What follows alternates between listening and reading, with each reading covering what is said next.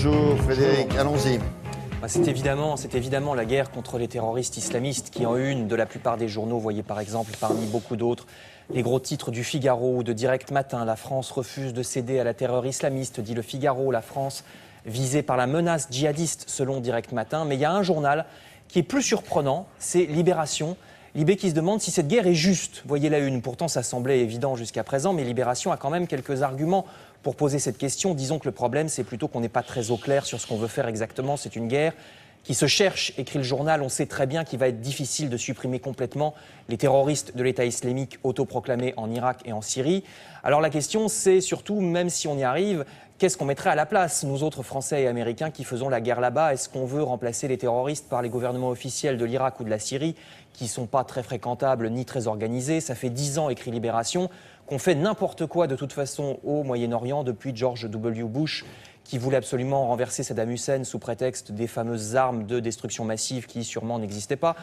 Et donc depuis 10 ans, c'est la contagion, écrit Libé. On renverse des dictateurs, mais on est incapable de gérer ce qui se passe ensuite. Il serait temps qu'on ait enfin une vraie stratégie intelligente pour le Moyen-Orient, dit le journal.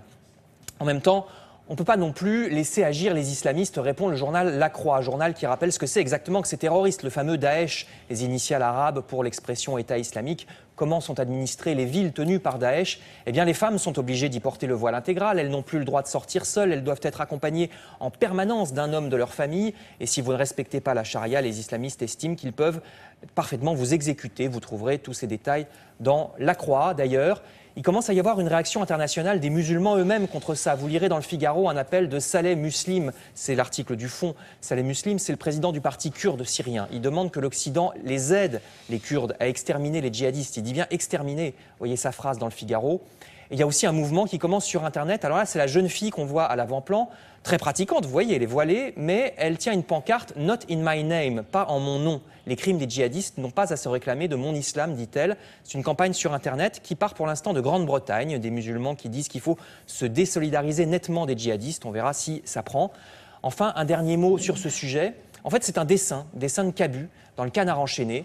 On voit un islamiste qui recrute un jeune pour faire le djihad. Il le recrute dans une file d'attente du Pôle emploi. Sous-entendu, les jeunes en France et ailleurs n'ont plus de travail. Ils n'ont plus comme autrefois le service militaire ou des idéaux politiques qui les encadraient. Donc il ne faut pas s'étonner si ceux qui leur proposent des idéaux frelatés arrivent à les enrôler facilement. Enfin, je termine avec une info qui montre qu'hélas, il n'y a pas que sur ce front-là que ça ne va pas. Le Figaro nous apprend qu'en Chine, cet homme vient d'être condamné à la perpétuité. Il s'appelle Ilham Tohti, c'est un Ouïghour. Les Ouïghours, c'est une minorité de l'ouest de la Chine. Alors lui, c'est un enseignant qui proteste contre la répression terrible de Pékin envers cette minorité, l'assimilation culturelle notamment. Résultat, outre la prison à perpétuité, il a vu tous ses biens confisqués. Il n'a même pas eu le droit de s'exprimer à son procès. C'est plus facile comme ça. Donc voilà comment ça se passe en Chine, un de nos principaux partenaires commerciaux. C'est dans le Figaro.